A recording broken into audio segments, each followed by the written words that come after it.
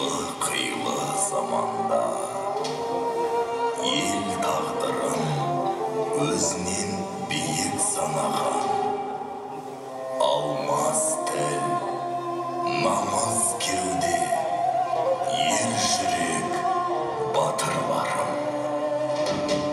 Рахмет сендерге.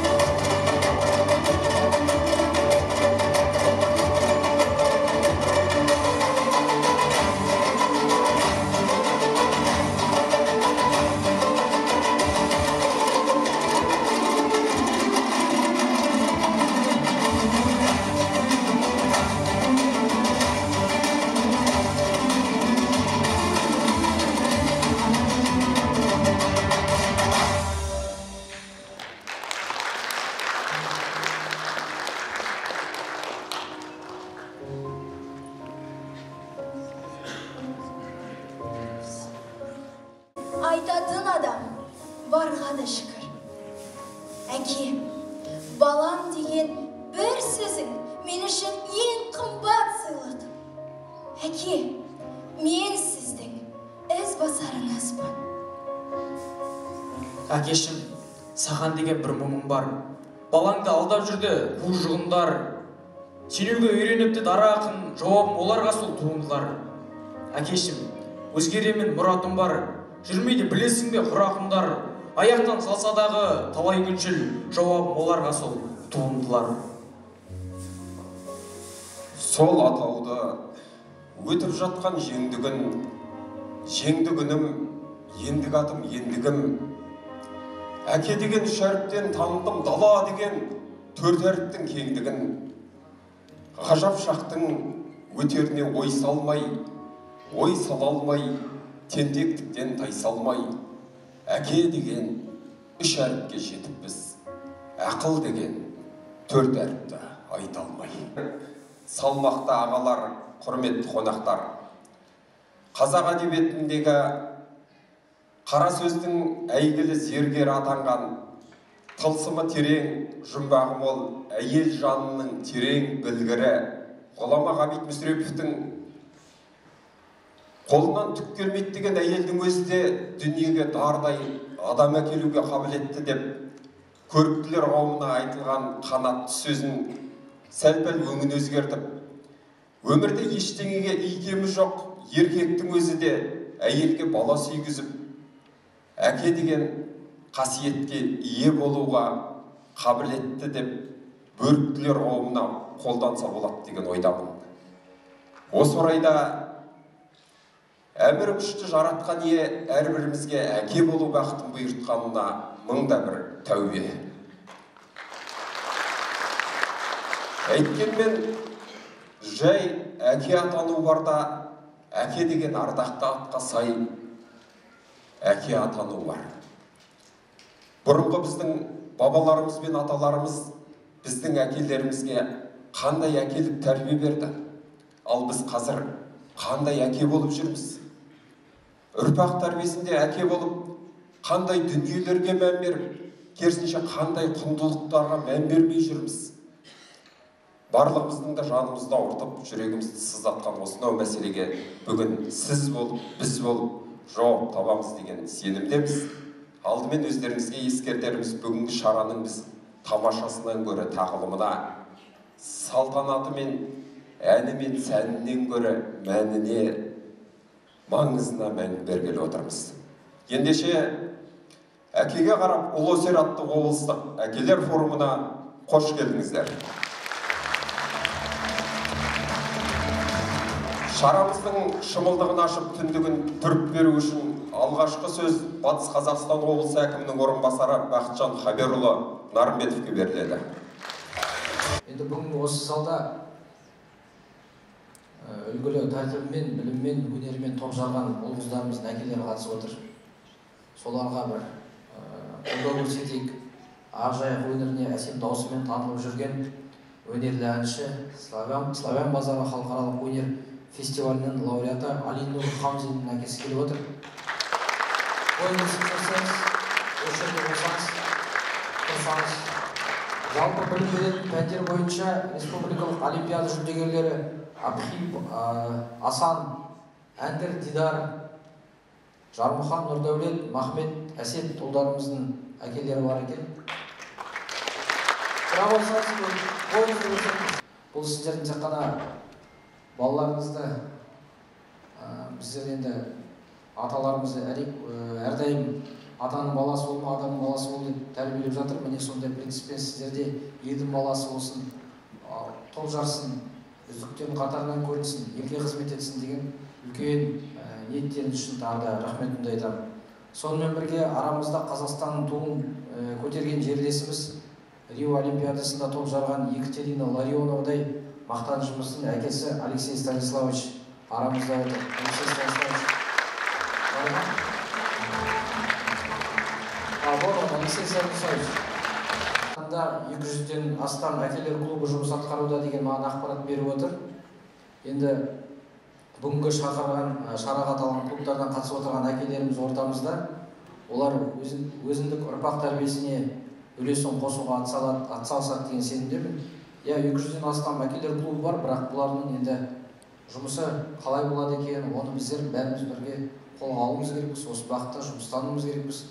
Бұл енді өздеріңізге белгілі 2019 жылы Астанада болған қайғылы оқиғадан кейін, 5 баламызды аттандырғаннан кейін, көп балалы аналар, жалғызбасты аналардың қоғамдағы рөліне ерекше назар бөлініп келді. Бұдан бөлек әрбір өңірде, ауданда гендерлік саясатқа, отбасылық демографиялық саясатқа көңіл бөлетін, соның ішінде әйелдердің рөліне көңіл бөлетін комиссиялар бар. Сөйтіп жүріп, әйелдерімізді ойлап, еркектерді ұмытып қалмайық. Осы бағытта еркектің рөлі, бағана ер азаматтың рөліне ерекше мән беруіміз керекпіз. Шыны керек, біздер Айнұр Серікқызы қатысып отыр ғой, Арыстанова Тұғырым қоғамдық бірлестігі. Солар көп балалы аналардың мүдделерін қорғап жүріп, үйді аралап кеттік. Сол кезде көргеніміз, енді көшеде жүрген, акиматта жағалап жүрген аналар, әкелері қайда балаларыңыздың деп сұрасақ, дұрыстап жауап бермейді. Сондықтан да балаларымыздың әкелерінің рөлін ұмытпайық. Әке көрген оқ жанар дейді қазақ. Әкеміз бәйтерек, бала жапырақ дейміз. Керемет осы жерде қызымыз бен ұлымыз Жандостың екі жағында жақсы өлеңдерін оқып берді, ойларын айтты.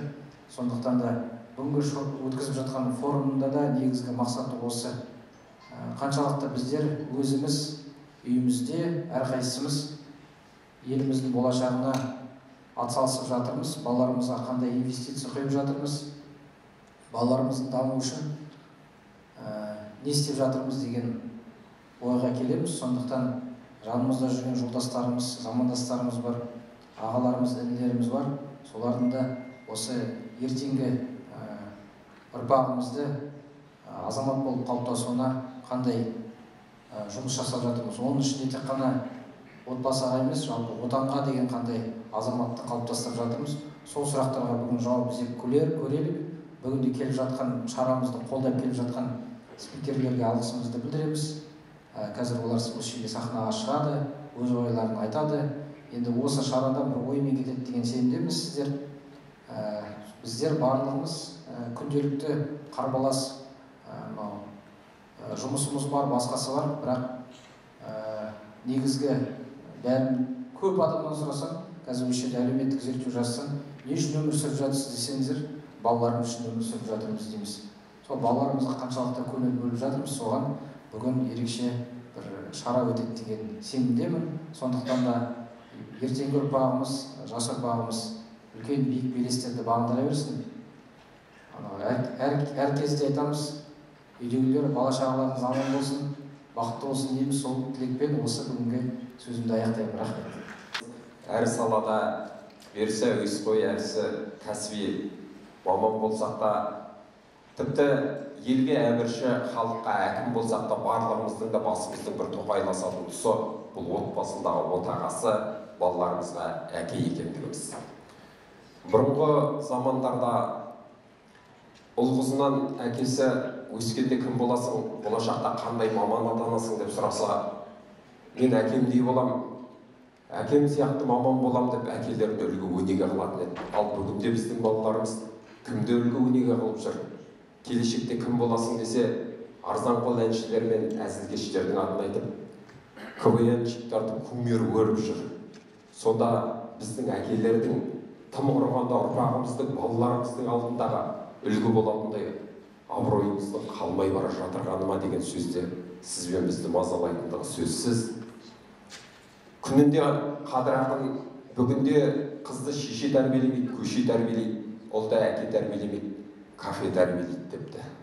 Шаңырақ иесі, отбасының мүшесінің тірегі, асыраушысы, қамқоршысы. Отбасы шағын мемлекет десек, әке ол мемлекеттің президенті болып есептеледі.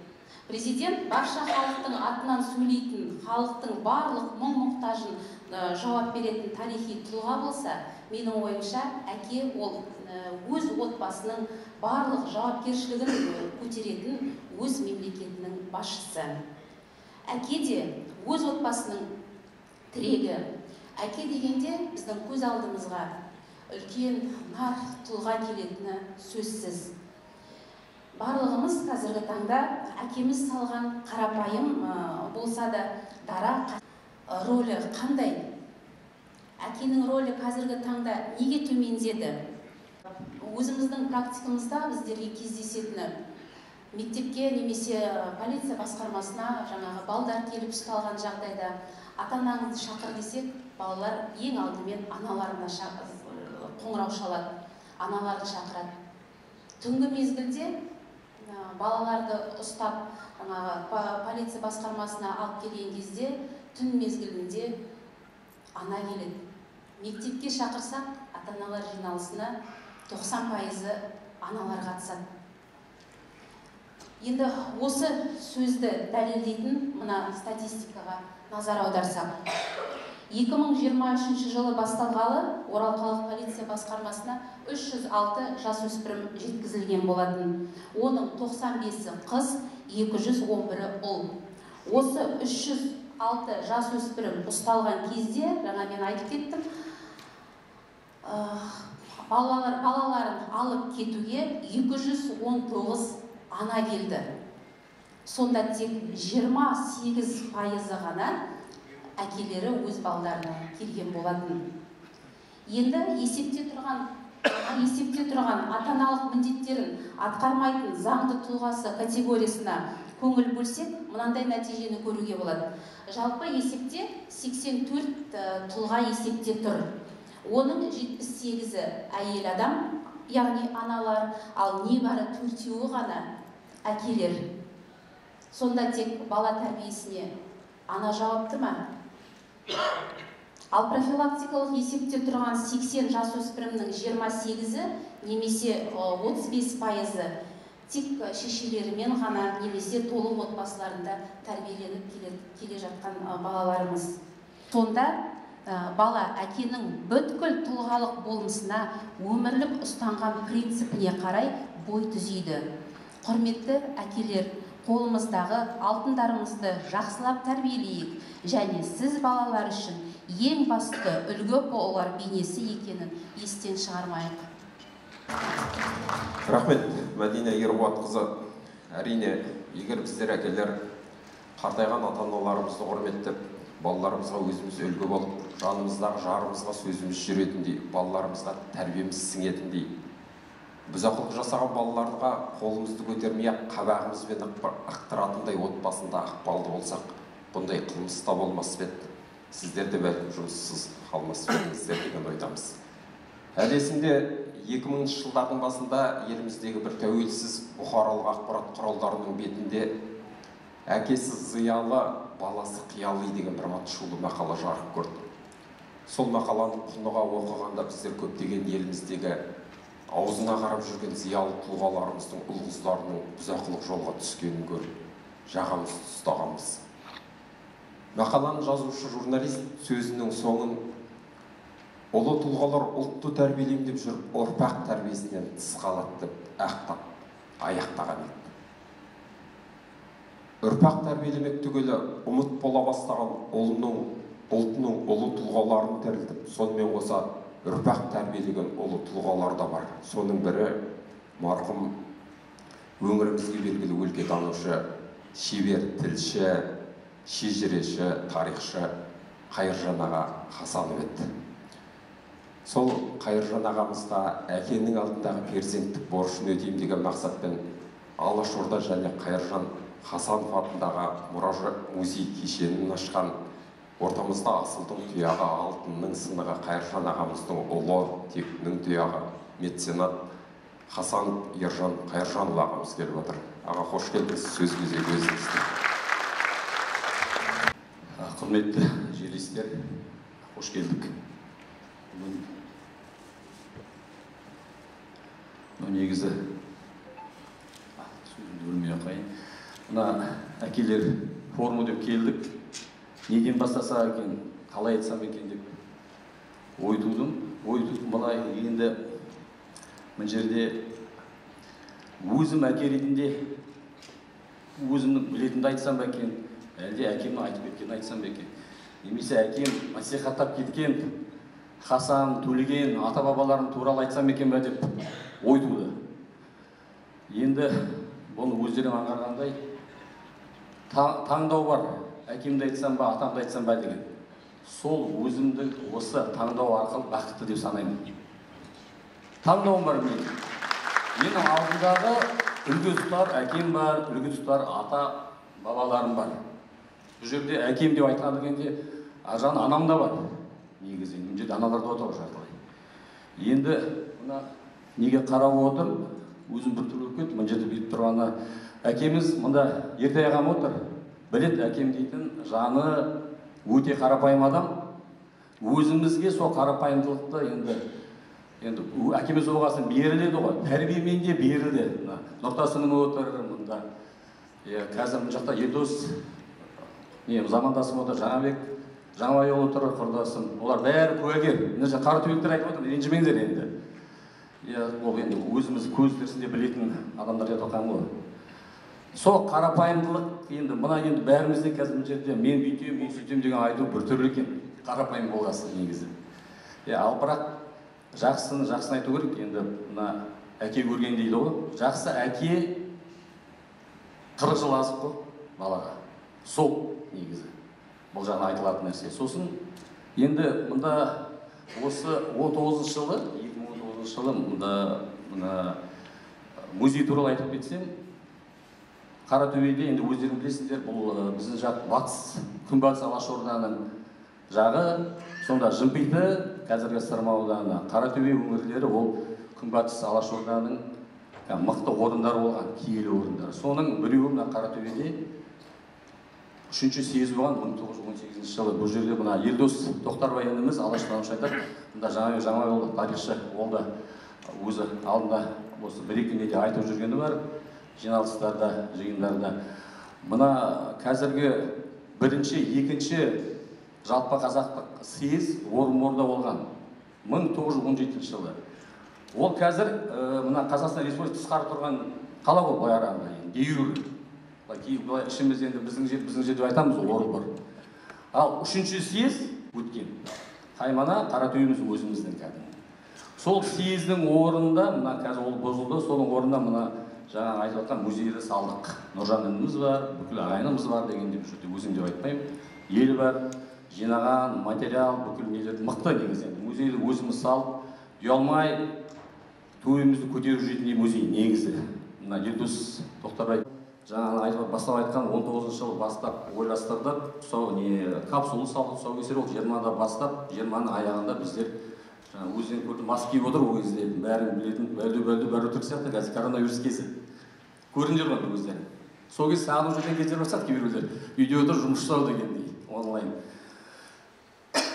Сол музейді бітіріп жатқанда, мынадай әңгімелер болып, салып жатқанда, ол музей неге салып жатсыңдар деген. Біраз қаражат негізі. Оданша неге, мысалы, басқа бірдеңе салмасқа. Сол Қаратөбенің өзінде әртүрлі ғимараттар, кәсіпке байланысты дегендей. Соны ойлап қойғанда айтам, ол негізі музей енді шынына келгенде ол мен әкеме Алаш және Қайыржан Хасанов деп жазылып тұр ғой, өлкетану музей. Бірақ ол Қайыржан Хасанов деп аталғанмен ол әкеме негізі ол музей керек емес деді. Ол кезінде көз тірісінде мына Жаңабек айтып кеткен қазір Қаратөбе тарихының Геродот деп ат берді. Жаке, өзіңіз білесіз. Ол өзінің көзінің тірісінде өзіне шәкірттерімен, еңбектерімен, шығармашылығын ол өзін танытып кетті. Ол музей маған керек, ол музей біздерге керек, Хасановтарға керек, ол музей Қаратөбе керек, ол музей менің балдарыма керек, ұрпаққа керек, айналып келгенде бізбен сіз керек, жалпы Алашқа керек. Ол мектеп, бұл жерде мына осы бір-екі күн бұрын бір сұхбат болған Астанада. Сонда мықты біраз зиялы қауым жиналған. Біраз талқылауым, сол жерде форум болмай, Жымпитта форум болған, Жымпиттің музейі қазір өздерің білесіңдер, үлкен музей болып тұрғаны. Қаленмен жақын жоғалтқан штаб.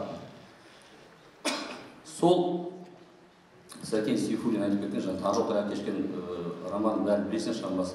Сонда айтылады, даже мына сол музейден, сол музей арқылы қарасақ, әртүрлі тұлғалар бар. Зерттелмей жүрген, ашылмай жүрген. Мына біздің Бауыржан Халиолла ініміз айтып жүр, Қуанай Хазірет бар мысалы. Қуанай Хазірет екінің бірі білмейміз біздер. Осы әңгіме, мына мешіт туралы әңгімеде бар. Біздің қазіргі заманғы өзіміздің мешітіміз, үстіндегі шатыр мешіт. Ол Бауыржан Халиолла көтеріп жүрген, соны атын берейді. Ол неге десем, Қуанай Хазірет сол кезде қатысқан жаңа съезге, ол дейді көз ашқысы, ол дейді Ая Софияны білесіздер ғой, Түркияда бәрін болыңдар, Стамбулда.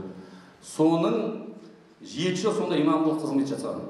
Балаларға сол музейде сондай тұлғаларды ашып көруге болады. Ол музей жаңа қуғын сүргін емес, енді бір залы Алаш туралы, бір залы әкеміз туралы, енді бұл жерде көп айтпай қояйын, бұл музейде бұйырғаны көріп жатқандар болар, көрмегендер болар, бұйырған уақытында енді көре жатасыздар. Мына тәрбие, енді өзіңді өзің мақтай алмайсың, бір түрлі әкеңді айтпасаң, енді әкеңіз жаңа өзі айтқандай, өзі қарапайым адам, өзі мақтауға өзі қарсыды. Өзі қарапайымдықпен сөйтіп өмір сүріп, әрдайым кетті. Өзінің парасаттылығымен, қарапайымдылығымен, еңбекқорлығымен. Сол тәрбиелер бізге берілді, содан біз көріп, біз ұлдарымызды, қыздарымызды қазір тәрбиелеп отырдық. Оның бір себептердің өзі, мұнда қазір, мында тұр, мына үлкен ұлым, мына үлкен ұлым Мағжан. Бұл дейтін 2020 бұл айтады, Мағжан деп қояқ деген әкеміз ақылдасқанда. Мағжанның негізі тағдыры қиын ғой, өзіңіз білесіздер, Жұмабаевтың. бұл дейтін ол кезде мағжан емес, бұл 21-ші ғасырдың мағжаны болады деді әкем. Енді біздің сондай өзіміздің жаңа бір ұстанымдар бар семьяда. Бала дүниеге келгенде айтамыз, әкеміз алдынан өтеміз, шешеміз. Қалай болады, қалай. Біз қазір жастар енді өзі қоя салады ғой. Мен бір түр болып қалдым, анда осы жақында бір туысқандарымыз алды қоя салды. Мен айтамын, мынау қызық екен дегенде. Оның өзі тәрбие. Алдынан өтеміз, қалай ойлайсыз деп. Мынау кіші ұлым, бұның аты Әлімхан. Әлімхан Ермектің атына қойылған. Екеуі де Алаш. Енді Алаш орданың енді мықты қайраткерлері. Бұның өзі жаңағыда әкеміздің арғы аталарымыз Алашорда шоған. Соның берілген жаңа қанымен берілген бір тәрбиесі олар. Бұл әдейі осы фотоны шаттық қарындасымызға қойыңызшы, бұл ұрпақтар сабақтастығы. Артында әкем тұр. Әкеміз өзім тұр, қазіргі мына жастар, жас буын. Ұрпақтар сабақтастығы. Немере, ата, әкем. Мына жерде мысалы былайғанда 3 буын тұр. Осы 3 буын. Енді жаңа статистика айтып кетіп отыр, милиция, полиция қызметкерлері. Қазіргі заман, шына келгенде, қазіргі заманда ма, әлде мына жалпы үрдіс сондай ма, ата-аналардың арамызда, аналарымыздың негізі мықты болып тұр, жасыратын ештеңесі жоқ. Ол неліктен? Бәрімізде күйіміз ғой, бәрімізде әліміз ғой, ол бала менен шыққан жоқ қой, білесіздер өздерге. Ол неліктен? Бір замандар ол, әйел ерге қарайды дейді, ер жерге қарайды дейді. Сол заманнан мен ойлаймын, сол заманнан бастап, мына әйел адам бала тәрбиесіне қатталып кеткеннен өзіне. Әйел адам тәрбиелегесін қызды, әйел адам тәрбиелегесін анасы тәрбиелегесін ұлды, ол әкенің тәрбиесін көрмегесін, ол үлгісін көрмегесін әке ретінде. Қызының әкенің мейірімін көрмегесін, мына үрдіс жалғаса беретін сияқты. Бар ондай үрдіс. Біздер мұнда отқан бәріміз мықты әкелерміз, мықты аналарымыз. Бірақ сыртқа шықсақ, жағдай басқаша. Жаңа статистика негізі өте қиын жағдай. Біздің қазақта болмаған нәрсе өте көп. Шына келгенде. Сондықтан мына бүгінгі форумның өзектісі, ол дейтін маңыздылығы дейтін дұрыс, өте дұрыс мына бүгінгі форум өтуіміз. Бұл жерде жаңа басшымыз айтып кеткенде, өмірдің басшы айтып кеткен, әр мектепте болу керек. Ол және де жасау керек жұмыс. Менің ойым ғой. Неге дейсең, мына Бауыржан Батыр атамыз айтады, бала дейтін дүниеден туғанда ол дейтін батыр болып шықпайды. Ол тәрбиемен шығады. Ол мінез дейтін қалыптасады. Мінез қайдан қалыптасады? Мінез дейтін біз орта, ата, әке. Орта қалыптастырады деп айтады ғой, орта. Ортаны қалыптастыратын, біздер үйде қонақ келгенде біз қонақпен не айтамыз? Біздің достарымызбен не әңгіме айтамыз? Енді шиша ішіп отырсақ, балаға қандай әңгіме айтылады? Бізде мықты семьялар бар, зиялы семьялар. Жиналып кеткен әңгімелері мықты. Қасына өзінің балына кірісіп қоймайды, өзіне келіп отырғың келеді. Ойлары қандай мықты. Сол айналып келгенде ол біздің өзіміздің ұстанымыз, әкелік, өзіміздің айналамыздағы ортамызды дұрыстасақ, жаңа айтқан қонақтарымыздың өзімізде әңгіме дұрысталса, оның өзі үлгі болады менің ойымша. Енді өзіміздің өмірден алған нәрсем бар шына келген бұл жерде. Анау-мынау дейтін ештеңе жоқ. Енді бәрі енді бір не бар еді, осы бір жиналыс болғанда ма бір спикер айтып еді, мен дейтін бір келгенде өзімнің методым бар. Үйге келгенде жайлап отырамын да, анасы біледі дейді. Сыртқа шығып, свет сөндіріп тастайын деп бүкіл үйді. Интернет сөнеді, телефондар тұрады, болды дейді. Сосын майшамды жағам, свет сөніп қалыпты деп майшамды жағамызда бәріміз отырып кітап оқимыз дейді. Майшамды жағып қойып, өзім кітап оқимын, бәрі жинақталады балалар дейді. Шулап бір сағаттан кейін. Сөйтіп арасында қосып бір аптада кейін. Сосын бір үрдіс болып кетті, келсем дейді, айтады нелер. Балалар уже біледі дейді бәрі. Әке қашан свет сөндіресің дейді. Көрдің ба, ол бала негізі дағдыға үйренеді.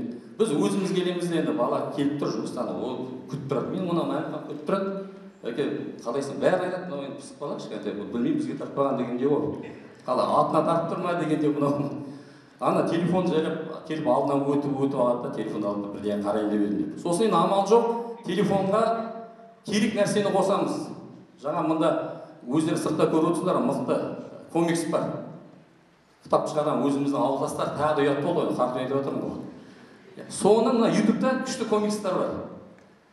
Былай ғана балаға соны қосып берсек, жаңа сосын Қошқармен деген күшті мультфильмдер бар, қазір шығып жатқан. Оны жасап жатқан біздің немістер негізі.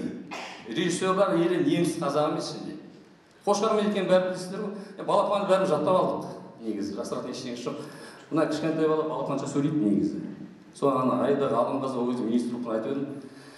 Балапан кішкене контентін кішкене өзгертті жаңа тексттер көп қайталанып кетті деп. Сол айтады, ол енді ол негізі болашақта мына қазіргі жастар жұмыстанып жатыр, иә. Бізге дейтін мына ненің әсері көп. Интернетте. Сол интернетті қазақша қойып жүр. Қазақы тәрбиелей алмай, қазақы тілмен сіңірмей, қазақы жаңағыдай Қазыбек Иса айтқандай ағамыз түс көре алмайды бала. Қазақы түс көрмесе біздің айтқанымыз оған жүрді болады. Не айт, не айтпа. Орыстар айтады, что улов, что пол болады. Біз өзіміз тәрбие бере алмаймыз. Сосын үлгі болуымыз керекпіз ғой бәріміз. Бойымызды түзеп, жаңағыдай деген. Мына ішімізді амал жоқ кетіреміз арасында. Өзіңе ішіңе не болып кеткен деп айтады. Неге айтсам, балаға айтылмаса, спортпен шұғылдан өтеді, өзін не істеу үшін дейді. Қазір балдар тіке айтады. Неге десем, оны айтуымыз өзімізге керекпіз. Бізде демократия ғой бәрі. Отырып сөйлесеміз, ақылы бұрындағыдай тәртіп столды бір қою жоқ. Бірақ біздің әкемізде ондай болған жоқ. Негізі жалпы пікірді тыңдайды, ақылдасамыз, сол айтады, өзің соңында шешім қабылдайсың. Неге десең, жауап беретін өмір сенікі, ақылын айтады. Барынша. Сосын өзің шешім қабылдасаң, өзің оған жауап бересің, өткен алсаң, өзіңнен алсаң. Енді мына өтініштерді айтып жатыр, бұл жерде біздің мына түрік бауырымыз отыр, оларға қиын жағдай болып жатыр қазір.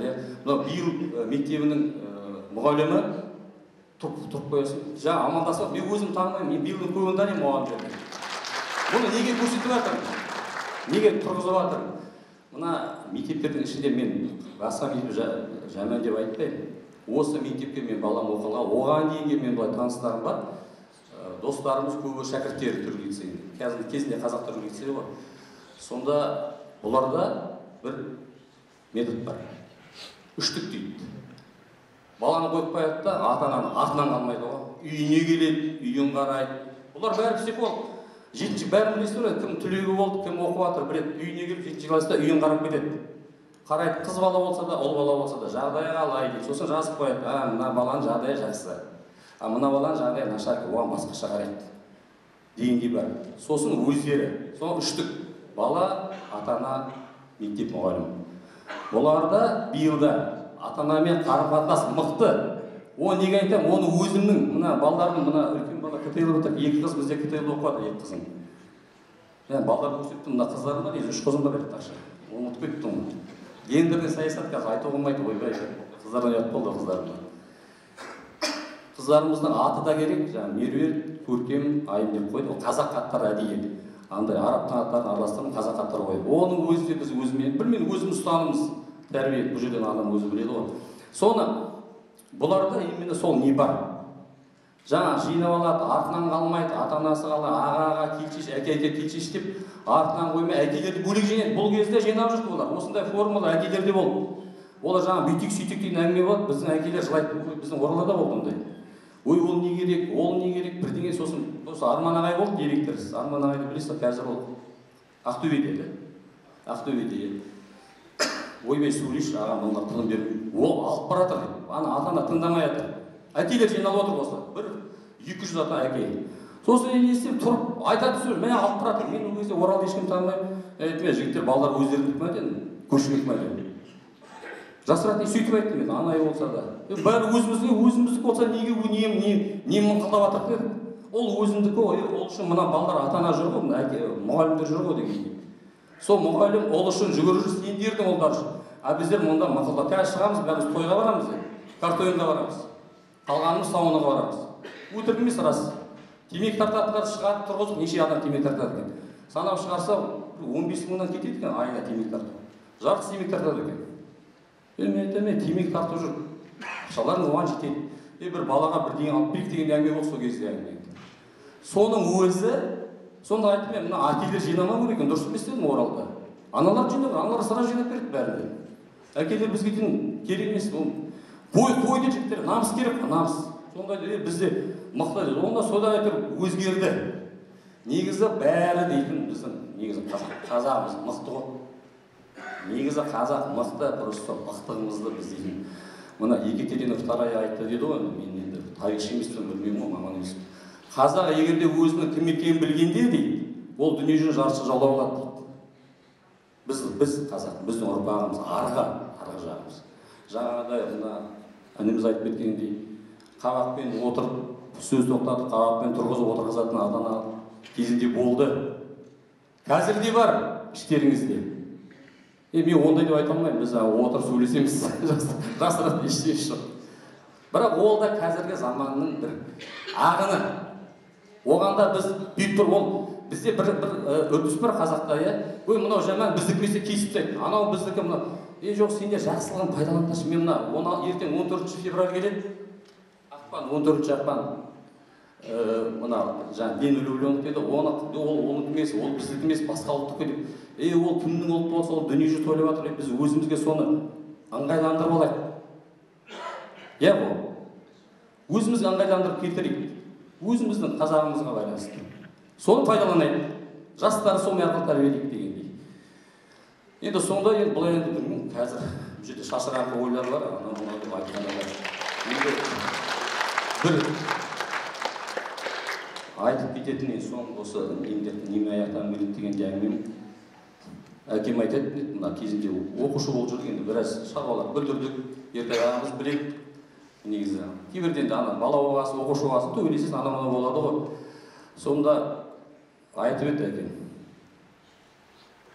Ержан, сен бірдеңе бүлдірдің, бірақ жұрт айтпайды.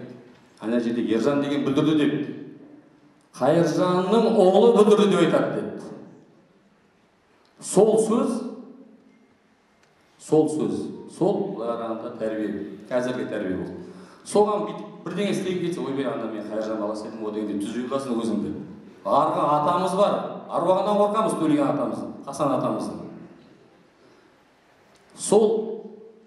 Сондай, жаңағыдай, мынандай әкенің баласы дегенде мына сіздер бәрі әкелесіңдер ғой. Сондай жағдайға жетейік. Ұлдарымыз, қыздарымыз, мен әкем, андай әкем еді ғой дегенде үлгі болатындай. Өзіміздің қызметіміз, сөзіміз, жүріс-тұрысымыз үлгі болатындай болайық.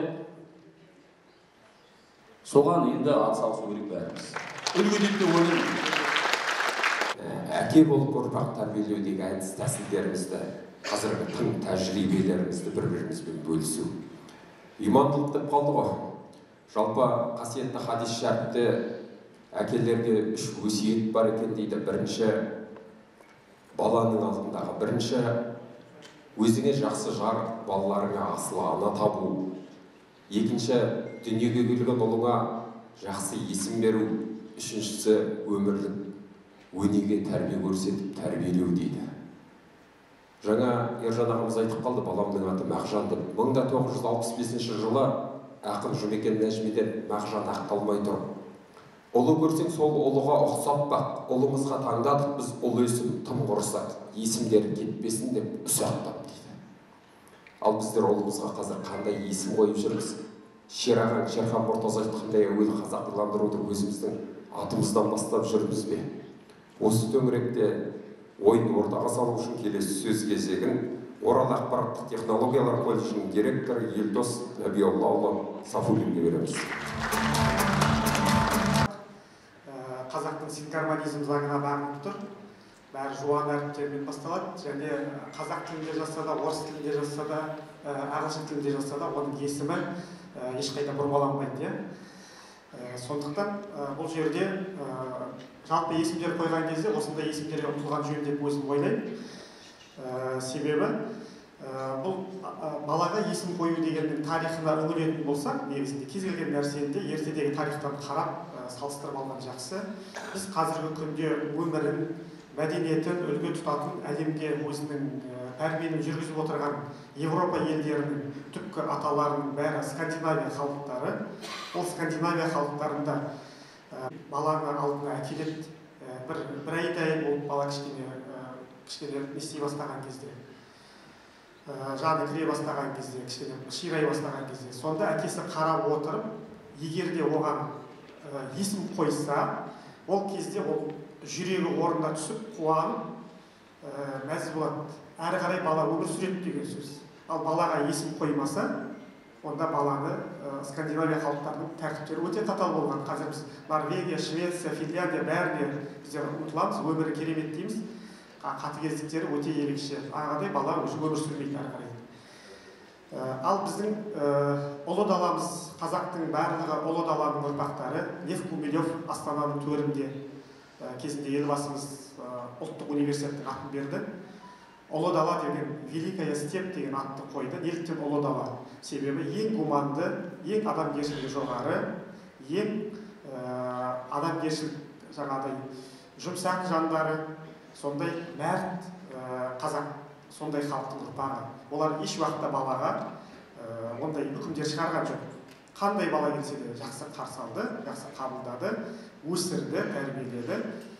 Қазақта ең қатты қуанған кезде қатыны ұл тапқандай қуанды деп айтады. Ол үлкен қуаныштың түрі біздің қазақта солай. Енді аттар, есімдер қойған кезде біз ұлы даланың ұрпақтары дейтін өзінің сол мәртебесіне лайық болу үшін, ұлы даланың ұрпақтары өзгеге үстемдік жүргізу үшін емес, өзінің ата-бабадан келе жатқан түзу мәдениетін жалғастыру үшін ғана ұстану керек. Біздерді құртатын, біздерге кедергі болатын нәрсе ол аса қатты еліктеушілік. Біз еліктеушіліктен арылу керекпіз. Біз не болса соған еліктейміз. Түбін тексермейміз, мәдениет, тарихты оқымаймыз. Жай ғана еліктей саламыз. Қазір осындай атты қою, мода деген сөзбенен кез келген кісі, кез келген бала-шаға ат қоя бастайды. Ал манағы айтқандай әкелер жауапкершіліктен қашып, атын қоймауы мүмкін баланың, оған ойланбауы мүмкін. Яғни осы еліктеушіліктен арылса, түпкі мәдениетке көңіл бөлсе дұрыс болады деп ойлаймын. Және де қазақ тіліне ерекше назар аударып қарау керек. Сингармонизм заңы деген бар, сол заңды қолдану керек деп ойлаймын мен. Ол заңменен маған көбірек таныстырған университетте жүрген кезінде Ғабит Қайыржанұлы деген жаңа Ержан ағайдың ағасы, сол кісі профессор, қазақ тілінде сол кісі жиі айтатын. Сол менің көңіліме қонды. Мысалы үшін менің әкем өзінің тұңғыш немересіне Дана деп қойды есімін, кейінірек мен қызымды Сана деп қойдым.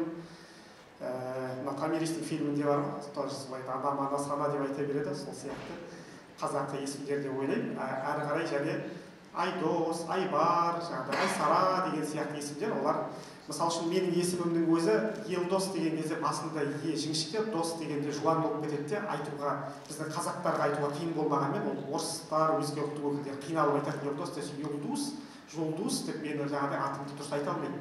Ал менің інім бар, жантас, оны қиналмай айтады, кез келген ұлт. Шетелдіктермен де кейде біздерге түрлі шаралармен білім саласына келген кезде таныстырып жатырсаң, оны емлердің жантас деп айта салады. Себебі біздің қазақ тілінің ең жаңағыдай негізгі төл дыбыстары дүниежүзілік мәдениетке қосқан бір өздерінің үлестері сондай деп ойлаймын. Соларды таңдап алса. Енді қолыма мен бір кітап ұстап тұрмын. Әке өнегесі, бұл Набиолла Сахоллаұлы хақында деген кітап. Жалпы бәріміздің де әкелеріміз бар. Әр қазақтың отбасында бәрі де текті ұрпақтан тарады. Бүкіл қазақ сондай. Бәрі де өзінің ұрпақтарын, өзінің аталарын мақтанышын қылуына болады. Және соны насихаттай білгені жөн. Кітапты көріп, бүкіл тұтас халықты бағындырып отыру оп-оңай дейді. Сондықтан бұл әкеміз 5 баланың әкесі тәрбиеледі. Осы 5 баласының бәрі де үлкен апам Индира деген ол Астана қаласында шет тілдерінен сабақ береді. Халықаралық мектепте. Мынау екіншісі мен, алдарында тұрмын, үшіншісі Жантас деген інім. Осы бағыттарды көп рухани бағытта жасап, және отбасылық көп деректерді жинақтап, осындай халыққа ұсынып жүрген осы кісі. Мынау Нұртас деген інім, ол да отыр, жаңағыдай Қаратөбе ауданынан келді. Жаңа Венера деген қарындасымыз бар, бұл тест центрі деген бар, Астана қаласында, сонда жұмыс жасайды. Осы адамдармен көрікті, осындай адамдарды тәрбиелеп, олардың бәрі де өмірлерін тауып, қарапайым тірлік кешіп жатыр. Яғни өзі де өлер қайтыс болар қарсаңдарында айтты, мен балаларыма уайымдамаймын, ел қатарлы күндеріңді көресіңдер деп сенемін деді. Мынау кітапты жазып шыққан Нұрлан Сәдір деген осы біздің облысымызда белгілі ұлтжанды, мемлекетшіл, сөз істің шебері, әсіресе Фейсбукта қысқаша түйіндеп жазатын ерекшелігімен жаңағыдай сондай бәріне танымал мықты азамат бар, сол кісі жазып шықты. Және ол жазғанда ішінде 400 беттен астам үлкен кітап, 287 бетінде түйіндеп 8 қырлы бір сырлы жан дегенде ол әкеміздің 8 емес 16 қырын көрсетті. Біріншіден аса шебер екендігін, себебі инженер болған мамандығы осы СХТ дейді ғой, қазіргі агроколледжді бітірген, кейін ЗКТУ, Батыс Қазақстан аграрлық техникалық университет, сол инженерлікті бітірген, қолымен өте түйген шебер, аңшы, балықшы, мерген, әдебиет пен өнерге жақын, мал білгірі, ат сыншысы, екі тілде еркін сөйлейтін шешен болған кісі, тылсым қабілеттер иесі, кулинар, аспаз. Мысалы үшін біздерде үйде духовкаға ол кісінің жазып қойған рецептілерді өз қолымен, почерк өте әдемі, өзінің бөлек дайындайтын ас мәзірлері болды ол кісінің. Сол жазып кірелеп, жаңағыдай духовкаға қояды, неше уақыт тұру керек, қанша уақыт пісу керек. Кейде анамыз мұғалім, кейбір кезде әкеміз ерекше өзі көңілденген кездерінде бір уақыт бөлгенде қанша қарбаласта жүрсе де кейде кейбір асты пісіреді, өте ерекше пісіріп шығарады. Шымыр, енді намысы бар, түсінігі бар адам қай уақытта да енді өзінің Құдай берген қабілеттері бар, жаңағыдай сондай өз намысын қорғайтын, сондай шымырлық, бұндай әрекеттер байқалады. Аспан әлемінің білгірі, астрономияны шебер меңгерген, бақша өнімдерін өте мықты аталарын бастап үйреткен, шежіреші, өлке тарихын зерттеуші, детектив деген қасиеті бар. Ең үлкен жаман қылмыстың бірі ұрлық қой. Шыңғыс ханның өзі халқы үлкен империя құрар алдында өз жерінде ұрлықты тыйып тоқтатып барып үлкен жерлерге жорыққа бастайды ғой халқын. Біздің ауылымызда да осындай үлкен мал ұрлығы болған жағдай болды. Ешкім таба алмай дағдарған кезде әкеміз қолына басқарып алып, сол 38 бас малды тауып Ресейге асырып жібереді екен. Қаратөбенің шеті Шыңғырлауға ұласады, Шыңғырлаудан ары қарай Ресейге кетеді. Сөйтіп сондай ұрылардың тобын құрықтады. Бірнеше музыкалық аспапты меңгерген жан, фотограф, суретші, чертежші және тігінші. Жаңағыдай ол кәдімгі мені машинамен өзі тігіп, киімдерді жамап басқап тастауды тоже ата-әжелерінен үйренген, сондай ерекшелігі бар адам. Енді бұл кітап өзі Набиолла KZ деген кітапты бірден біздер ашып қойдық. Енді кітапты өзі жаңа көрме залынан байқадыңыздар, 70 балуан бұрышында тұрды. Сол 70 балуан кітабының шығуына да себепкер болған осы кісі болғандықтан, енді жігіттер мүмкін болса, Набиолла KZ сайтын қосып жіберсеңіздер, бұл 2019 жылы сайтты қостық, себебі кез келген кісі осы сайтқа жаңағыдай қарап мүмкіндік алатындай. Ол үшін кітаптың жаңағы алдымызда тұрған кітаптың бүкіл парақтары осы сайттың ішінде тұрды. Сөзге ағып тұрған шешен болғанмен, қол өнерге келгенде, ісмерлік ісіне келгенде барлығымыз да мешеліміз. Күнде әрбір үйдің төрінде тұратын көрікті бүгінде тек музейден ғана көретін деңгейге жеттік. Зергерлерді іздесек елдің ішінен таппаймыз. Осы орайда біздің келесі қонағымыз әкеден қалған өнерді дамытып, қазақтың жыр дастандарын балаларының құлағына құйып, ұрпағына дәріптеп жүрген зергер, шебер әке Тимур Қатаяұлы Сүлейменов.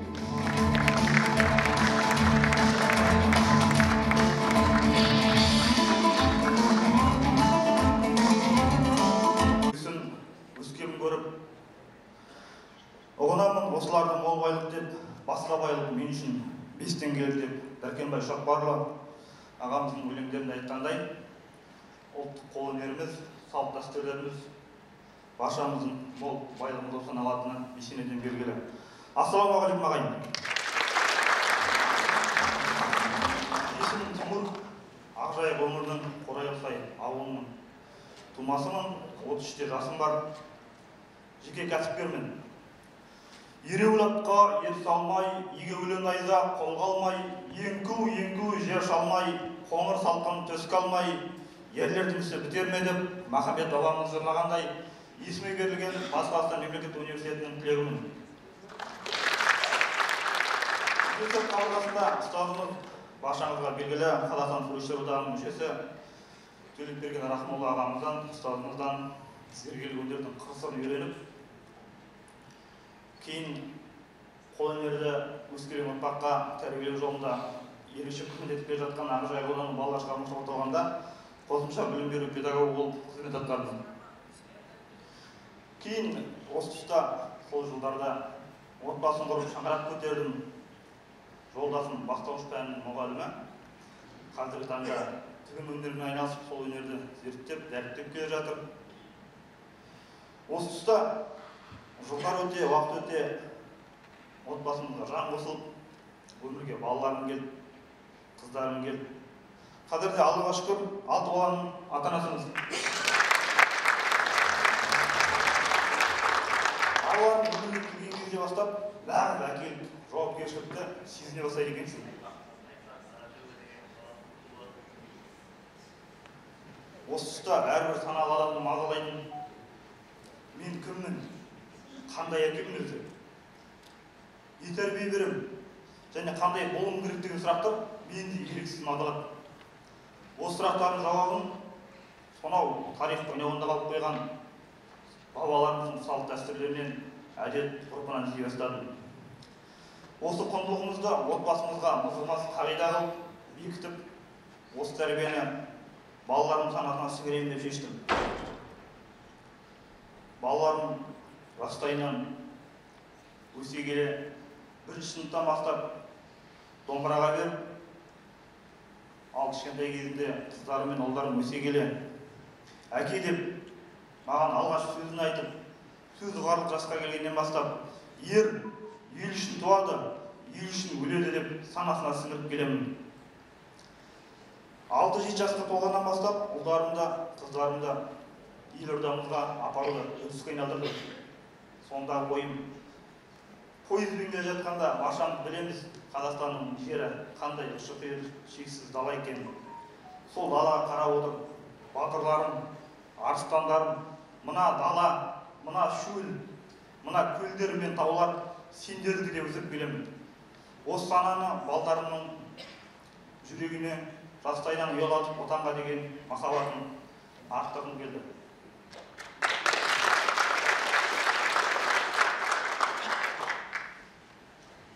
Қыздарым да анасынан ата көрген оғжан бар, шеше көрген том сердіп, анасына қазірден бастап жастайынан қолғабыс болып, киім тігіп, маталарын қиып көмектесіп, үй шаруашылығына көмектесіп, тамақ пісіріп жастайынан үйреніп келе жатыр. Біздің отбасымыздағы негізгі қағидаларымыздың бірі жаңа айтып өткен әдет-ғұрыптарымыз.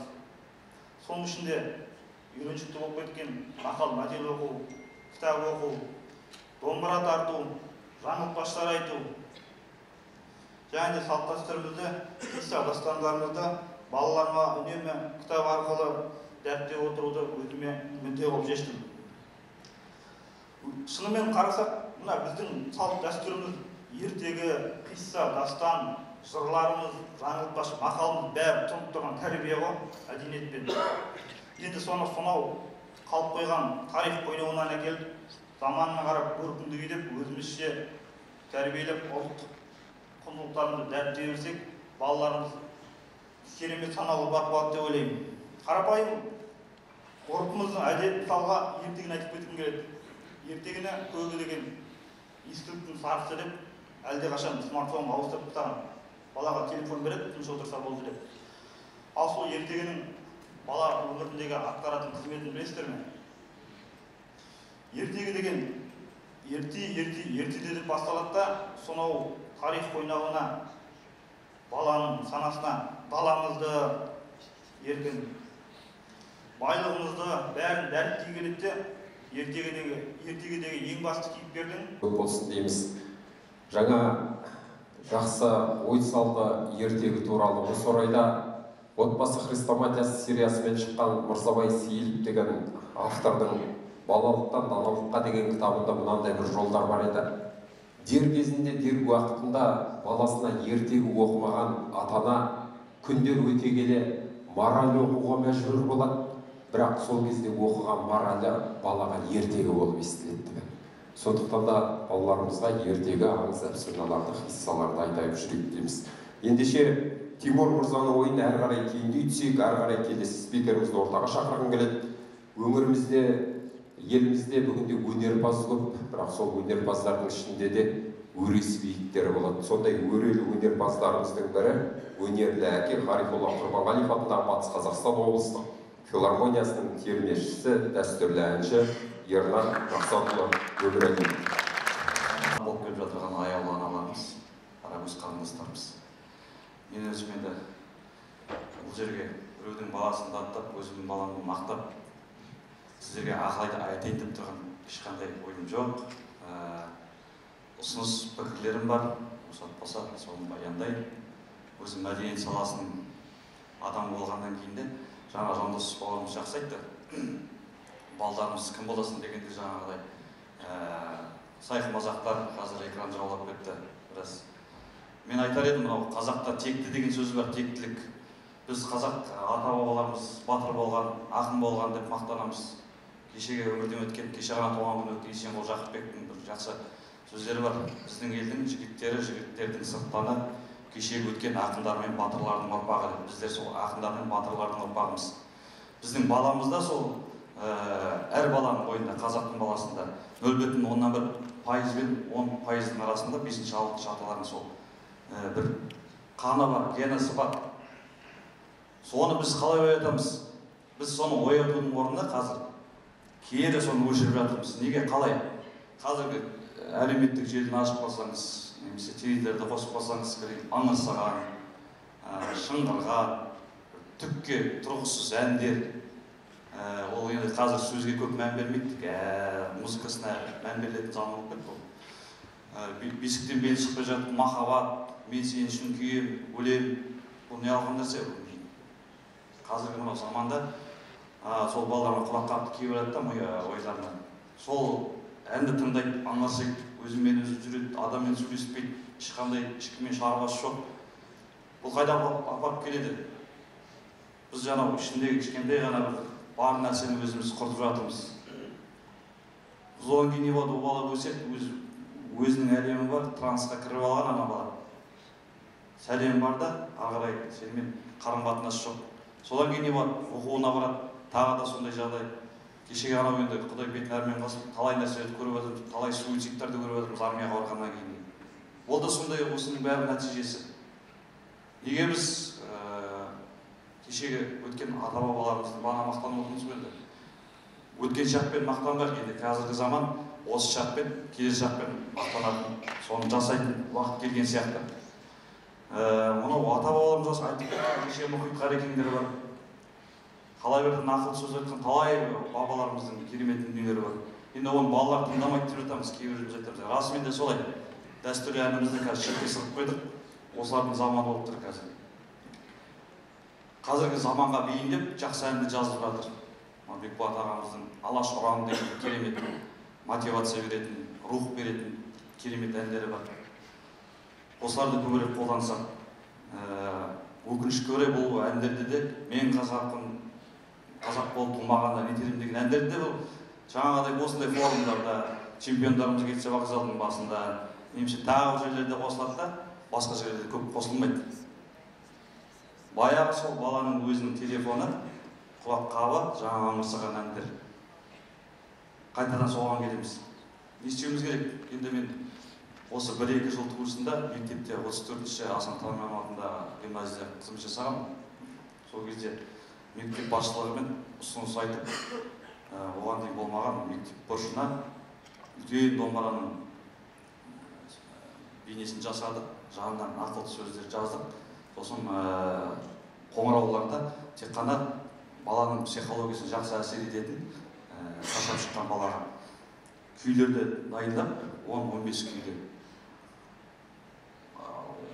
қоңырауларда осыларды қосып береміз. Бұрын балалар мектепке келгенде қағып өтеді.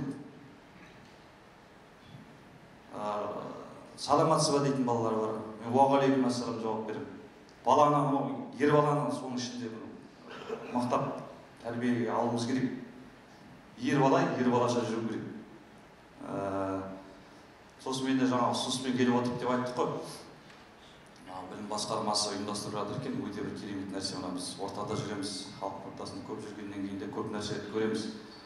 Бәке, өзіңіз білесіз, орталық саябақта түрлі керемет жасап берген нәрселердің бетін сызып тастап, бүлдіріп тастауға соған балалар ыңғайлы келеді. Қалай берді орталық паркке немесе кішкентай саябақтарға салып берген үйлердің бәрі сындырып кетеді. Кім кінәлі? Оны үлкендер келіп, 50-ге 60-та әжелеріміз келіп сындырмайды. Сол біздің тәрбиелеп отырған балдарымыз бір шетін сындырып кетіп, тан жерін сындырып кетіп. Неге олай? Біз 90-шы жылдардың басында мектепке бардық, 2000 басында мектеп бітірдік. Біздің кезімізде қалай еді? 3-ші класстан бастап еденімізді жуып, тақтаны сүртіп, отырғышымызды көтеріп, сумкамызды асынып үйге баратын едік. Кетіп бара жатып, жуып кеткен апайлардың жуып кеткен еден баспай айналып кететінбіз. Себебі өзің еңбектенің, ана кісінің де білеміз қалай еңбектенген. Біз ол кісінің еңбегін жалайтынбыз да. Қазіргі балаларды қарасаң, отвертка беріп, қолына шұрып ұстап, бара десең ыңғай білмей қалай барайын. Еңбек сабағы жоқ. Жаңағы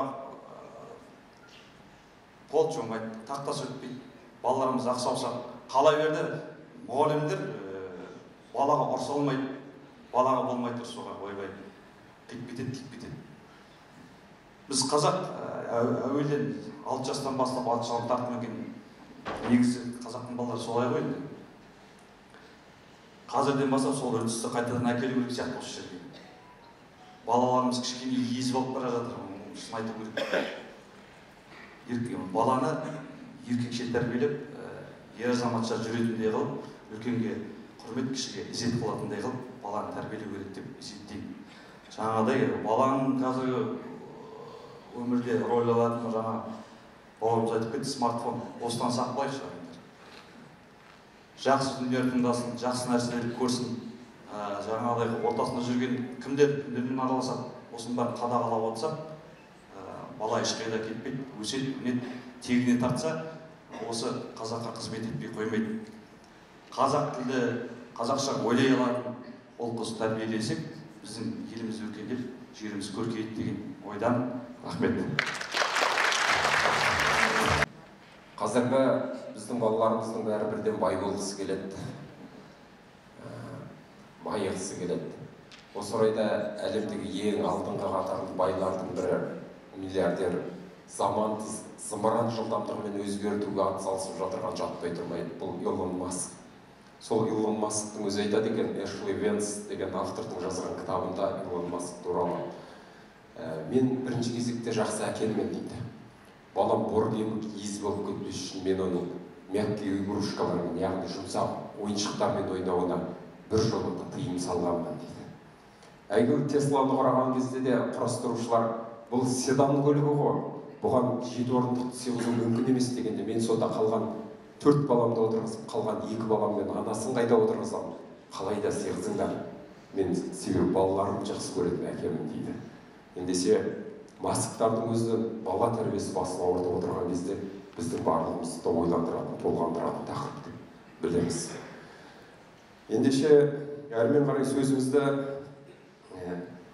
әулие кемеңгер Әбіш Кекілбаевтың бір жақсы сөзі бар. Бір әкенің берген тәрбиесін 100 мектеп бере алмайды деген. Бірақ ол үшін біз қандай әке болуымыз керек? Аядай ғана жерде қызын жаттықтырып, айдай әлемге елінің атын танытатындай әйгілі чемпион қылып шығарған жерлесіміз, мақтанышымыз Екатерина Ларионованың әкесі Алексей Станиславович Ларионов ортамызда отыр. Келесі сөзді осы кісіге береміз.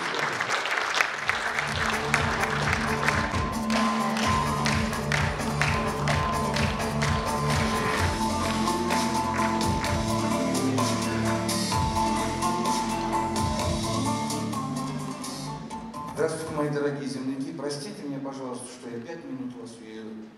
Внимание, всего 5 минут. Я просто вызвали и попросили что-то сказать. Откуда я знаю, что сказать? Я сейчас вот уже постарел и всегда говорю, извините, каждый день ложусь и говорю, я был нагрешен, неправильно что-то сделал. Я сейчас вот каждый раз, и все старики знают свою душу, что каждый раз ложатся и говорят, что ты неправильно сделал, что ты неправильно сделал.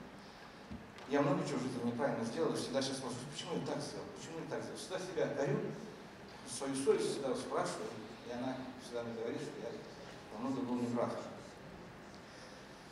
Ну, что я хочу сказать, что всем спасибо, мои друзья, за то, что они мне помогли. Так получилось, что, извините, я верующий, Аллаху было угодно, что Он мне помог. Потому что все, что мы делаем, это все от Аллаха. И все, что я сделал, это спасибо Ему большое. Потому что каждый своя судьба. Каждый должен свою судьбу прожить, постараться по законам, которые нам Он дал. Вот. Простите, что я вот так вам сказал. У нас тут другая тема. Что касается отца, я всегда своим примером старался показать детям, что нужно делать, как нужно себя вести и быть честным по отношению к ним. Конечно, их наказывал и все, но я потом извинялся перед ним. Умение перед ребенком извиниться, сейчас формула с отцов, я отвел себе, скажу, 5 минут только. Как умение извиниться перед ребенком, это самое главное, потому что ты должен почувствовать, что ты не прав. Обязательно перед этим извиниться. Потому что ребенок всегда он заслуганный, бывает запуганный. Я вот замечал, я сам тренером работаю, до сих пор я с детьми работаю. Я когда тренировку заканчиваю, подхожу, говорю, спасибо, дети, что вы меня слушали. Они удивляются, так, тренера не так не делают. А для меня большая честь, вот я тоже вам говорю спасибо большое, что вы меня 5 минут послушаете. Мне очень приятно, я редко так выхожу. На самом деле я тренер, а всю жизнь я мечтал быть поэтом. Свои стихи я не буду писать. Вот. Я, потом, у меня их около 200, там больше, я потом их книжку пишу. На самом деле я тренер, там есть притча такая, на тот свет попадает, значит, человек, и все так восхищаются, вокруг него ходят, а он простой сапожник. Что ты так восхищаетесь перед ним? А он говорит, это ему ангел отвечает человеку, говорит, он всю жизнь сапожником был, а он не знает, что он был поэт всех времен и народов. Вот так вот. Я желаю вам всем счастья. Что такое счастье? Это найти себя в жизни. Вот ребенок должен сам, не заставляйте его, чтобы он куда-то там пошел, беги, вот, чтобы прославить тебя. Ни в коем случае.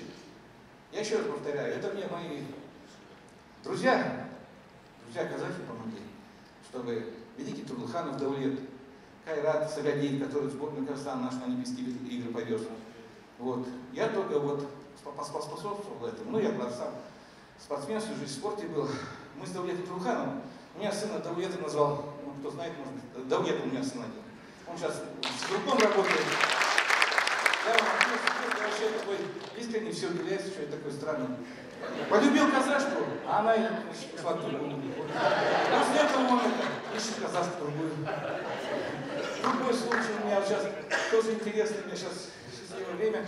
Все время дочке говорю, давай замуж. Я много выбираю, и все многие просили, чтобы он замуж выходил. Вот сейчас выходит, у меня друг есть, Казиев, вместе с ним тренируем борьбой. А его сын соблазнил мою дочку. Вот.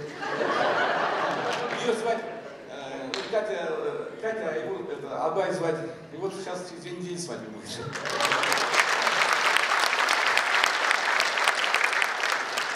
Иншаллах, похвастают даже, возможно, по-моему, сын будет родиться.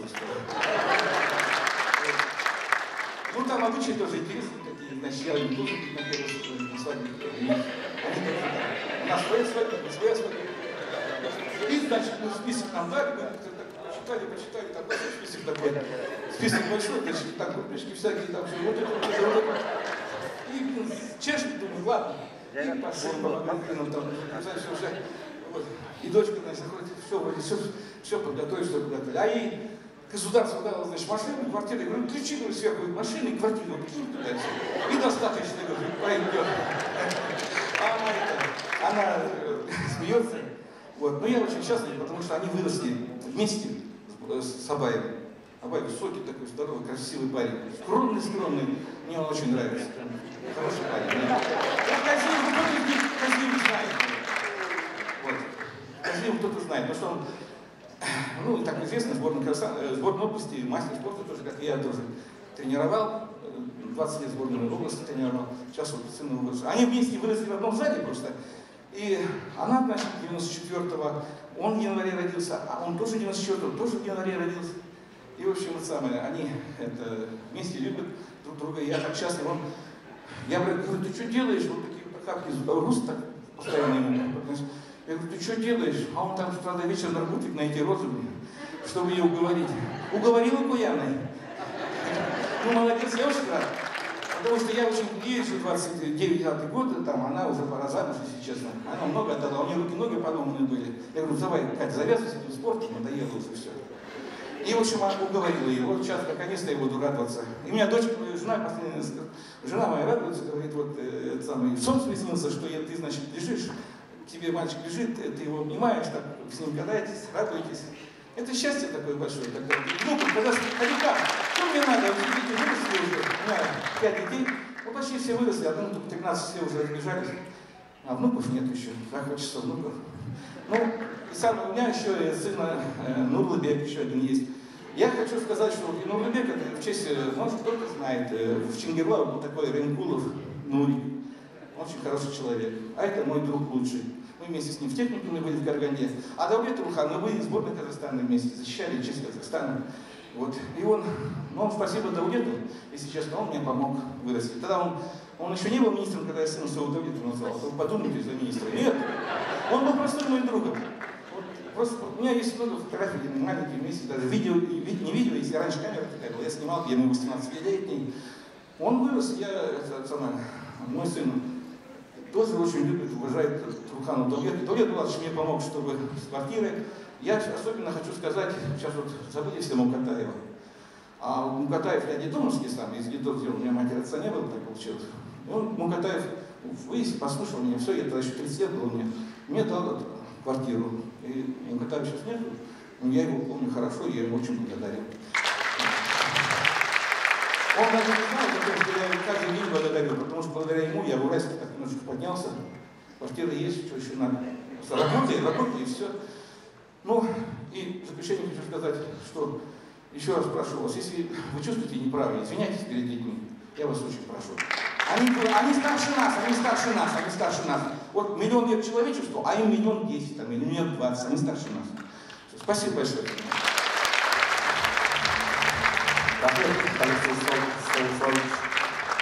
Еліміздің атын шығаратын чемпиондарды дайындайтын сіздей шебер әкелер көп болсын дейміз. Енді күнінде сондай уақыт болды, біздер аналар жайлы өте көп айтатын едік. Бірақ Олжас Сүлейменовтің әйгілі қанатты сөзі бар, төбені биіктету үшін тауларды аласартудың қажеттілігі жатты. Сол сияқты әкелердің абыройын арттыру үшін аналарды аласартудың, аналарды қадірлеу үшін әкелерді аласартудың жөні жоқ деп білеміз. Біздер қоғамымызда жесір аналарды өте көп көрсетеміз, 7-8 баланы тәрбиелеп отырған. Бірақ біздің ортамызда анасынан айырылған 7 бірдей жеткіншек баласын бір ыстық ұясынан айырмай тәрбиелеп отырған батыр әкелеріміз де бар екен. Сондай әкенің бірі Ержігіт Ержанова Қайраш біздің ортамызға бүгін келу керек еді, бірақ 7 баласынан жанұясынан алыстай алмайтын болғандықтан бізге өзінің сәлемдемесін, сөзін бейне жолдау арқылы жіберді. Барлығымыз экранға назар аударайық. Формаға әкесінің, жеті бала әкесі olan осыдан 3 жыл тұрысында жолдасым мұрат болып кетті. Балдарды қарау, бірін сабаққа апарам, бірін қосымша апарам, бірін садикке апарам. Енді бәріне төзіп жүрміз. Мынау енді Алла Тағаланың бір сынағы дейді ғой. Мынау төзе білетін шыдамды кісілерге сондай кісілерді тастайтын ұмытты ғой, Алла Тағала сондай кісілерге беретін ұмытты ғой. Мен өзім кішкентайымда сондай таза, мұқият, шыдамды, сондай көпті көрген, қиындық көрген кісімін. Қазір мына қарап тұрсам да кейбір жерде балдарын, мына балдар үйден ұстап кетіп қалатын кісілер, балдарын ұстап кетіп, сол бұндай кісілерге қатты ренжимін. Әлеуметтің түріне қарсы өзінің кісі жігіттер бар, соларға да көп ренжимін, сондайлар бәрін көргенде еткенде. Ондайдың біреуде болмау керек қой. Өзіңнің балаңды, өзің қаныңды тұстап тұрып асыра көріп, өмірге әкелдің, әкелгесін балаңды тұстап көріп. Мен мысалы қазір балдарым бәрі де ақылды. Суббота сайын, қазір сенбі сайын бәріміз үйде уборка жасаймыз. Біреу қыздар Қыздар болса терезені айналасын сөйтіп жетсе, балдар бозылады. Тамақ пісіріп өле бәріне ыңғай үйреніп бәрді. Мен үкіметте алатын, мысалы, 186 алып, үкіметте алатын. Соның 60 мыңнан қыздарымды, балдарымды, 5 баламды достық деген екінші достық тойдар ойдымызда екіншісіне 60 мыңға балдарымды оқытып отырмын. Балдарымды. Солар адам, менің де арманым солар деген адам болып кетсе екен, соларды кішкене аяқтандырып, көтеріп, маман алып беріп, тұрмысқа шығарып үйленіп, сол уақытта бір жақсарып жеңілден қалар едім. Сол арман. 40 мыңды көңілсуға төлеймін, ар жағында 86 мың алады, 86 мыңды сол жаңағы тамақтап, сол тамақтарына жеткіземін. Көмектесіп жатқан жаңасын жігіттер де бар. Мен кәдімгі өтір етпей қоймыз жаңасы жігіттер. Нұрсұлтан деген жігіт, Рената деген қандас, ерліс деген жігіттер келіп тұрады. Торайғы би айтады, егер езіліп, қабырғаңды қатайтып, оныңды бекітіп, басыңды көтеріп, еңсеңді тік ұстамасаң, әркімде саған ақылын айтып әке болады. Ал егер осы сынақтың бәрін қабылдап, есіңді жинап, еңсеңді көтерсең, елге сен әке боласың деп дейді. Сол сияқты бұрынғының би шешендерінің бүгінгі көзіндей тарихшы ағамыз, шешен ағамыз, Жаңабайұлы Жақсығали ағамыз ортамызда отыр. Келесі сөз кезегін сол кісіге береміз. Қадірлі әріптестер, ардақты ағайын, енді осындай әкелер форумында не айтуға болады? Біз енді мамандығымызға сәйкес ойымызды тарихпен өруге тырысайық. Жерлесіміз, қол бастаған көсем, сөз бастаған шешен, Сырым Датұлы бабамыздан біздің заманымызға жеткен еркек үйдің егесі, әйел үйдің шегесі, мықты болса егесі, майыспайды шегесі, майыспаса шегесі, мықты болар егесі деген қанат сөз бар екен. Бұдан шығатын қорытынды қашанда дәстүрлі қазақ қоғамында отбасының мықтылығы ер адамға байланысты екендігі айтылған. Өкінішке орай, бүгінгі таңда дәстүрлі қазақ қоғамындағы әкелер институтының ақырындап деградацияға ұшыра бастағандығын мамандар жиі көтеріп жүр. Қарттар үйінде бұрын соңды болмаған қарагөз ата-әжелеріміздің көбеюі, жыл сайын оның белең алып бара жатқандығы, осы кеше ғана 2-3 күн бұрын тарады, әлеуметтік желілерде 3 баласы заң саласында істейді, қазақ ақсақалының кетіп бара жатқандығы. Ол көрініп қалып отырған мысалдар, көрінбей жатқан мысалдар шашытектен. Болмаса қазақ жастарының ажырасуы. Біз 3-тен 1 жастар ажырасып жүр деп ойлап жүрсек, статистика бойынша осы алдыңғы жылы Астанадан бір қарындасымыз хабарласып, осы мәселеге сұхбат алды. Астана, Алматы сияқты мегаполистерде 47-49%-ға жеткен екен. 2-ден 1. Жас әкелердің жоғарыда айтылды, алименттен қашуы. Болмаса, мынау теріс діни ағымдарға өтіп жатқан намазхан деген бетпердені жамылып, талақ деп қазақтың керемет, көркем қыз-келіншектерін біріне-біріне лақтырып, әкесінің кімнен екендігін білмейтін ұрпақтың көбейіп келе жатқандығын Дүрбі газеті жиі көтеріп жүр. Ұлдай апамыз. Немесе 5-6 немесе 4-5 баласы бар көп балалы аналардың желегі желбіреп, анда-мұнда шауып, олардың әкелерінің қоғамда таса қалуы, осының барлығы сайып келгенде жаһанданумен байланысты екендігін көрсетеді. Қазір түсінген адамға мынау жаһанданумен ұлттық иммунитет бетпе-бет келіп, бір-бірімен ақырындап күресіп жатыр. Қазақ табиғатынан дәстүршіл халық, қазақ табиғатынан тарихшыл халық, қазақ табиғатынан атеист халық шын мәнінде. Бірақ өкінішке орай, соңғы ақпараттар толқыны осы алып бара жатқандай көрінеді. Енді әлемдік тәжірибеге жүгінсек, осы ғаламдық жаһандануға қарсы тұрған елдер бұл Жапония, Қытай, Түркияның мысалына іздесек, ол ұлттық иммунитетті күшейту. Ал ұлттық иммунитет бұл біздің жүріп өткен жолымыз, тарихымыз. Қазақта ондай мысалдар өте көп. Абай шығармашылығын шарықтаған тұсында әкесі Құнанбайға әке осы мен сенен асып кеткен сияқты ой дегенде Құнанбайдың айтқанын бәріңіз білесіңіздер. Балам, абай сабыр ет, сен мықты болсаң өзіңнен асырып ұл тудыр, содан кейін менен астым деп мақтанарсың шырағым деп ширақ атып дейді.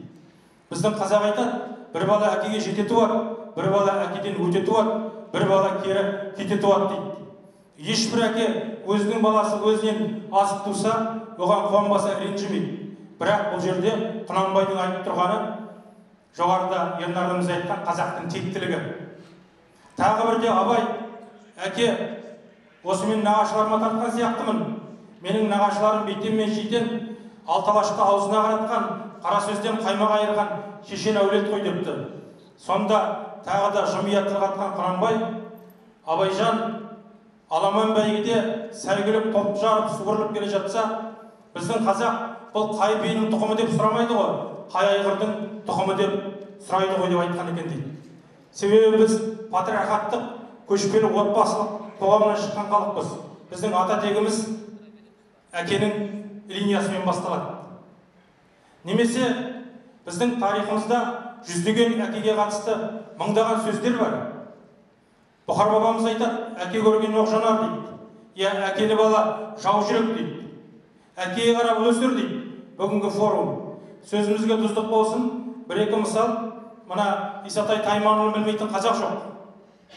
Тастөбеде жеңілгеннен кейін өзіміздің мына Сырым Датыл алаңында кілең көтерілісшілерді арқасынан дүремен соғып Сібірге айдады. Сонда атақты ұлы Жақия болған. Махамбет айтады, Исатайдың баласы Жақияды, Жақия жауды көрсе ақияды дейді. Кезінде қазақ тарихындағы ұлт-азаттық көтерілістің көсемдерінің қастарында келген ұлдары жүрген қазақтың оғландары. Иә, Сейіл Түркебайын біз біреуміз білеміз, біреуміз білмейміз. Мына 1870 жылы Маңғыстауда Иса Тіленбайұлы мен Досан Тәжіннің көтерілісі болды, реформаға қарсы. Біздің Оралда Байбақты Беркін Оспанұлы мен Алаша Сейіл Түркебайұлының көтерілісі болды. Мына Қырықтұрбада сотқа шейін ора-бара өлтірген Сейілді Түркебайұлы. Соның баласы Амандық бірге жүрген. Тарихта қарасақ, ондай мысалдар өте көп. Немесе біздің қазақта әке қарғысы боқ, шеше қарғысы боқ деген сөз бар. Әке баласын қарғаса, кез келген әке баласы жайдан жай қарғамайды. Егер де баласына риза болмаса, әкенің қарғысы боқ дейді. Оны қыз жібек төлмейтін қазақ жоқ. Төлегенге риза болмаған Базарбайдың теріс батасын барлығымыз білеміз. Болмаса, осы 2-3 жыл бұрын Қайса Хамидолла Қапақов ағамыз жақсы білесіздер, сол кісі хабарласады.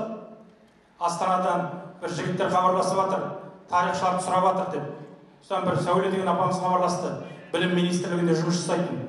Кезінде Кенесары Қасымұлының мықты батырларының бірі болған Ағыбай батырдың ұрпағы екен. Әңгімесінің қысқасы былай, біз енді Ағыбай батырдың ұрпағымыз, Ағыбайды білмейтін қазақ жоқ. Ағыбай батырдың қоры бар Қарағандыда, ескерткіші бар. Кезінде Кенесарыға көтеріліс кезінде жылқы керек болды. Мына біздің 300-де Үшкей ол кезде Гурюппен Жайық қалашығының ортасында Бәленбай мың жылқысы болған Бостанбай деген кісі болған екен. Сол Бостанбайға жылқы сұраған бермеген, Кенесары Ағыбайды жіберген екен. Кенесары Бостанбайдың ұлдан да, қыздан да жалғыз қызы болыпты. Соны Ағыбайдың жігіттері келіп, барымталап малды алып бар жатқан кезде артынан қуғын шелеседі. Бостанбайдың жалғыз қызы екен. Ол кезде қазақтың қыздары басына бөрік, үстіне кәжеги, ботына шалбар киіп, атқа еркін отырған 5 қару бойында. Ағыбай оның қыз екенін білмейді. Ең соңында екеуі шайқасады. Орайы келген кезде Ағыбай батыр найзаны бойлата салады. Сонда басындағы дөңгелек бөрік ұшып бара жатырған кезде шашы төгіліп, жерге түскенде оның қыз екенін біліп, Ағыбай қатты өкінген екен. Сонда Бостанбай Ағыбайды қарғаған, жалғыз қызын өлтірген. Хабарласып отырған апамыздың айтуынша, біздің Ағыбай батыр текті әулет қой. Біздің әулеттен үлкен ученыйлар, академиктер, бизнесмендер, мемлекет қайраткерлері көп шықты. Еркектеріміздің жолы мықты болады да, қыздарымыздың жолы болмайды дейді. Кілең. Әйтеуір бір проблема болады дейді. Біз ата дәстүрімен, егер сіз қазір Бостанбайдың енді жалғыз қызы болса, тікелей ұрпағы болмас, тарих ретінде біліп берсеңіз, жанама ұрпақтары болса да, біз мал сойып, кешірім сұрап, алдынан өтіп, сый-сияпатымен жасап, ата-бабамыздың жасаған қателік үшін сондай бір жағдаймен хабарласып тұрмыз дейді. Осындағы жігіттер біледі, жантасымыз отыр, 2-3 Бостанбайды таптық. Осы Оралдың төңірегінде де айтайын дегеніміз, біз ұлттық тарихи санамыз көмескеленген халықпыз. Бұндай мысалдар біздің тарихымызда жетіп артылады. Әке қай халықта да қымбат, тек қазақ халқында емес. Тарихшылар жақсы біледі, Америка Құрама Штаттарының 16-шы президенті бар, Авраам Линкольн деген. 1861-65-те президент болып жатады. Жай қарапайым етікшінің баласы инаугурацияда ант берейін деп жатқан кезде сенатта отырған жеті атасынан бақ-дәулет үзілмеген бір аристократтарға қаяқтағы етікшінің баласының бір президент болып жатқанын ұнамай мистер Линкольн депті. Сіз білесіз ба? Осында сенатта отырған өңкей шонжарлардың әкесінің аяқ киімін кезінде сенің әкең үлкен Линкольн әрқайсымыздың үйімізге келіп тігетін еді. Сол кезде сен бала Линкольн, бір қолыңда біз, бір қолыңда жіп әкеңнің артында сәлпақтап жүретін едің. Америка Құрама Штаттар сияқты алып державаның алтын тағына отырайын деп жатқан кезде абзалы сен шыққан тегіңді ұмытпағанын дұрыс деп дискриминация жасапты. Сонда жұлып алғандай Авраам Линкольн мырзалар, менің әкемнің етікші болғандығын тек сендер емес, бүкіл Құрама Штаттар біледі. Мен әкеммен өмір бойы мақтанам. Менің әкем жай етікші емес еді. Жылдар бойы өзінің шүмектеп аққан маңдай терінің арқасында ақштағы нөмірі 1-ші етікшіге айналды. Егер ол нашар етікші болса, сіздер оған аяқ киімдеріңізді еш тіктірмес едіңіздер. Мен де әкем сияқты етікші болуды жылдар бойы армандадым. Өкінішке орай етікші болу менің қолымнан келмеді. Ақш сияқты дамыған елде халқы қаласа, отбасын асырау үшін етікшіліктен басқа президент сияқты жеңіл-желпі ермектің табылуының еш қиындық жоқ екенін мына жерде көріп тұрмын деген кезде сенаторлар Авраам Линкольннің шын мәнінде кім екенін білген екен деген әңгіме бар. Бұның барлығы қай халықта да әке мен баланың арасындағы қарым-қатынастың ерекше екендігін көрсетеді. Мен жаңа сөзімнің басын мынадан бастадым. Еркек үйдің шегесі әйел, еркек үйдің егесі әйел оның шегесі деп. Соған тағы бір оралып сөзімізді қорытындылайық. Еркек жүрген жерде әйел қатар айтылады. Атам қазақ баланың жақсысы нағашыдан алып, анадан туар, қатын алма, қайын ал, меңіреу әйелден меңіреу бала туады деп айтып кеткен. Мәшһүр Жүсіп көпейіп атамыз. Оны неге айтып отырмыз?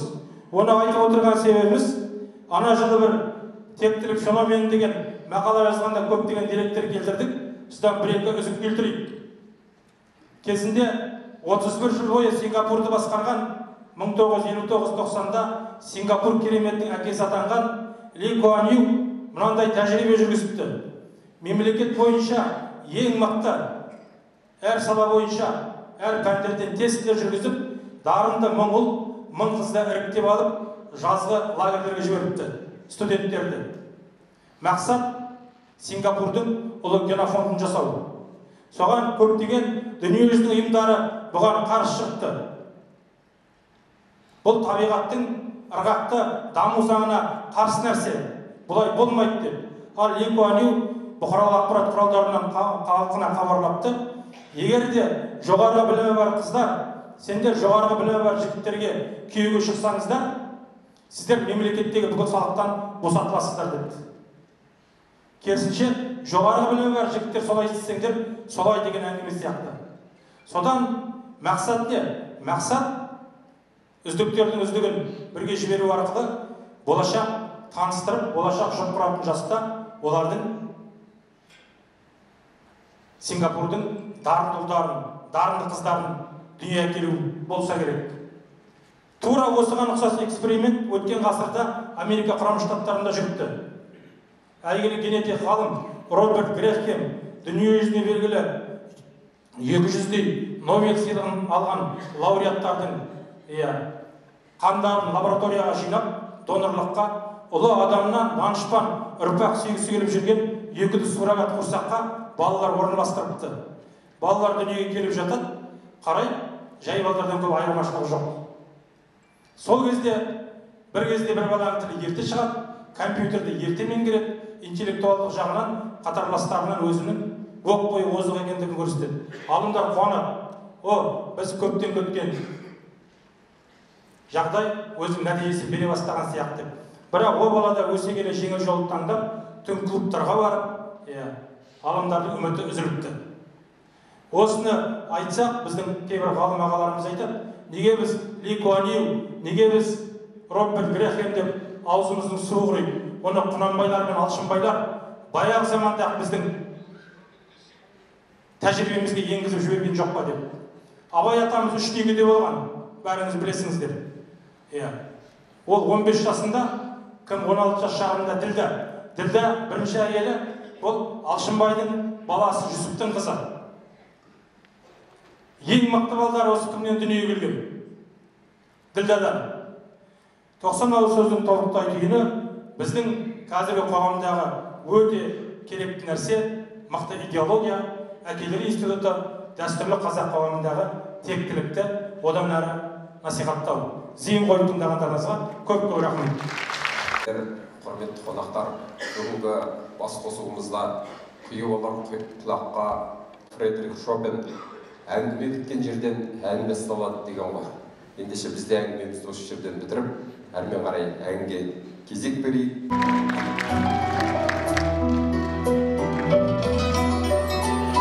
Алладан кейінгі шеберім, жанна кезін жүрегім, самғасам күш қуат демедім, сүрінсем тірегім, қалдырмас аязға ызғарға, алыбым асқар тауым, жаннеке қасымда сіз барда, арайлы әрі таңым.